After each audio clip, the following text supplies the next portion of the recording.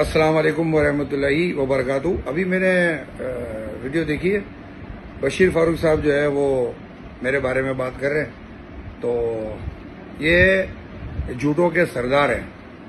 بشیر فاروق بھائی جھوٹوں کے سردار ہیں، اور جہاں چندہ ملتا ہے نا، جس طرف چندے کا جھکاؤ ہوتا ہے اس طرف وہ جھک جاتے ہیں۔ دیکھیں یہ کیا ہے میرے ہاتھ میں، یہ قرآن پاک ہے۔ یہ قرآن پاک کو میں ہاتھ میں لے کر میں حلف اٹھاتا ہوں، قسم کھاتا ہوں۔ انہوں نے شکاگو میں مجھے کہا تھا کہ دعوت اسلامی والوں کی ان حرکتوں کی وجہ سے ان کا کام یہاں تک ہے۔ اگر ان کی حرکتیں نہ ہوتی تو ان کا کام بہت عروج پہ ہوتا۔ اور یہ بات جب میں نے ہماری شورا کی میٹنگ میں نے جب بولی تو انہوں نے فوراً بول دیا کہ نہیں، میں نے دعوت اسلامی کی سختیوں کی کہا تھا، میں نے سختیوں کا کہا تھا۔ میں باخدا کہتا ہوں قرآن پاک ہاتھ میں اٹھا کے، یا پھر بشیر فاروق قرآن پاک ہاتھ میں اٹھا کے بولے کہ اس نے سختیوں کہا تھا، سختیاں نہیں کہی تھی، اس نے حرکتیں کہی تھی، اور یہ مسجد شورا کی حرکتوں کی وجہ سے اس نے کہا تھا۔ یہ اتنا بڑا جھوٹ ہے۔ اس نے پہلے بھی ہم کو جھوٹ بولا کہ ہم شکاگو میں آپ کو اہل سنت والجماعت کا سینٹر کھولنے کے لیے آپ کو پوری ہیلپ کریں گے۔ جب یہ شکاگو آئے، ان سے کہا گیا کہ بھائی آپ ہماری ہیلپ کرو، تو ہم آپ کو اتنا چندہ جمع کر کے دے رہے ہیں، تو آپ نے کہا تھا ہم ہیلپ کریں گے۔ تو بولتے ہیں کہ آپ دوسروں پہ کیوں ڈیپینڈ کرتے ہو؟ تو بشیر فاروق بھائی آپ نے ہم پہ ڈیپینڈ نہیں کیا تھا کیا؟ آپ نے نہیں کہا تھا کہ میرا 22 سال کا پرانا خواب پورا ہوگا اشرف بھائی، آپ ہمارے لیے چندہ کر دو گے؟ تو ہم نے جب آپ کے لیے چندہ شروع کیا تو سب سے پہلے دعوت اسلامی والوں نے ہم کو کک آؤٹ کر دیا کہ آپ چلانے کا چندہ۔ اتنی نفرت ہے ان کے اندر، خدا کی قسم، کہ دعوت اسلامی والے ان سے نفرت کرتے ہیں اور یہ ان سے نفرت کرتے ہیں، اور منہ پہ یہ اتنے میٹھے بنتے ہیں، خدا کی قسم لعنت ہے ان کے جھوٹ پر۔ ان کی شکل پہ تو کو 12 بج رہے ہیں، اتنا یہ اللہ اللہ کرتے ہیں، اتنا یہ پڑھتے ہیں، یہ سب بیکار ہے، سب ڈھکوسلا ہے، سب پیسہ جمع کرنے کا ہی کام ہے ان کا۔ دعوت اسلامی کا بھی کام ہے پیسہ جمع کرنا، ان کا بھی کام ہے پیسہ جمع کرنا۔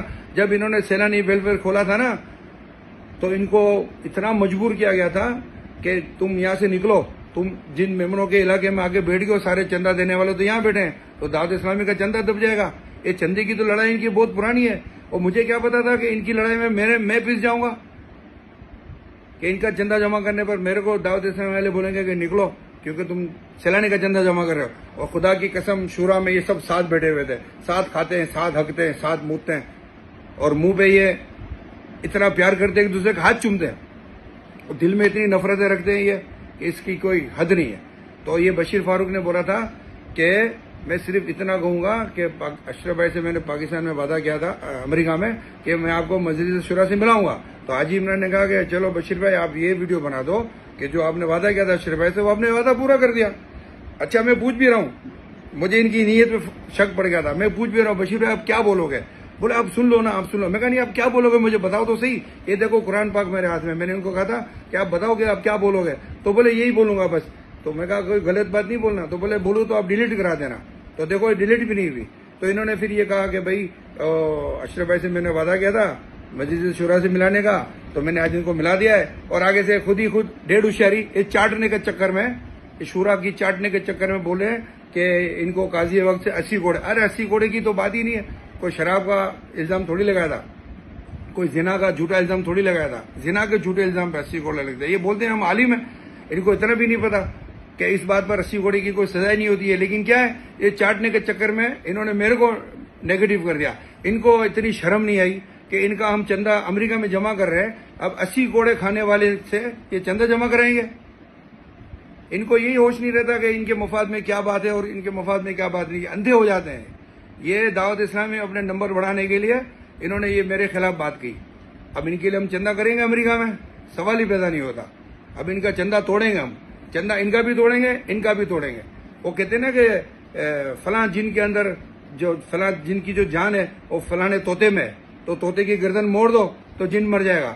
ان کی جو جان ہے وہ چندے میں ہے، ان کا چندہ توڑ دو یہ دونوں جن مر جائیں گے، آفریت کے جن ہیں یہ دونوں۔ اور یہ اہل سنت پر عذاب ہے، خدا کی قسم یہ عذاب ہے اہل سنت کے اوپر۔ یہ سنیوں کے جیب خالی کر رہے ہیں اور اپنے مفاد اپنی پسند کے لوگوں کو پیسے دیتے ہیں۔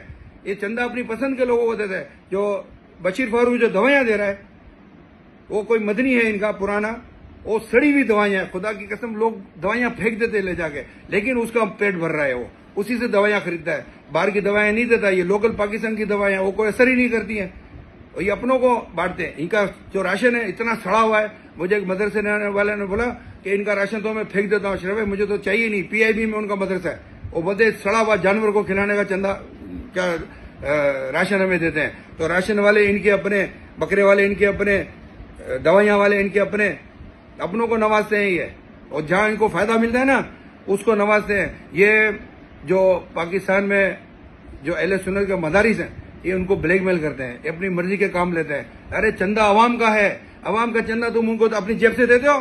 तुम्हारे बाप को कोई कारोबार है? तुम अवाम का चंदा लेके उनको देते हो और उनको ब्लैकमेल करते हो। बेगैर तो तुम इस काबिल ही नहीं हो कि तुम ये काम करो। तुम बोलते हो कि हम दुखी उम्मत का सहारा है। तुम उम्मत को दुखी करने वाले लोग हो। लानत है तुम्हारे ऊपर, बेगैरत झूठे हो, झूठे पर अल्लाह की लानत है। साबित करो अगर तुमने ये बात नहीं की मुझे। बशीर फारूक, मैं तुमको चैलेंज देता हूं, और उठाओ कुरान और बोलो कि तुमने नहीं कहा था कि दावत इस्लामी की हरकतों की वजह से, शूरा की हरकतों की वजह से ये काम हुआ है। इतना काम इनका डाउन हो गया, वरना इनका काम बहुत उरूज पे होता। जवाब दो मेरी बात का बशीर फारूक। अगर तुमने माँ का दूध पिया है, अगर तुम्हारे अंदर जरा भी शर्म है, जरा भी तुम्हारे अंदर गैरत है, तो जवाब दो मेरे को इस बात का। बशीर फारूक, एक जमाना था तुम टीवी पे नहीं आते थे, और तुमने कितने लोगों को वादा किया था कि मैं टीवी पे कभी भी नहीं आऊंगा, फिर भी तुम टीवी पे आए। और आए कैसे? जब तुमको जियो पे आना था ना, तुमने आमिर लियाकत को रिक्वेस्ट की कि मुझे जियो पे ले आओ। उसने तुमको बोला 1 करोड़ रुपया दोगे तो तुमको जियो पे लूंगा। तुमने आमिर लियाकत हुसैन को 1 करोड़ रुपया दिया जियो पे आने के लिए। इतने तुम शोहरत के भूखे हो, इतने तुम शोहरत के मोहताज हो। अल्लाह के वली ऐसे होते हैं, उनको शोहरत की मोहताज होती, अल्लाह खुद उनको मशहूर करता है, और तुम खुद से खुद को मशहूर करते हो। लानत है ऐसी मशहूरी पर।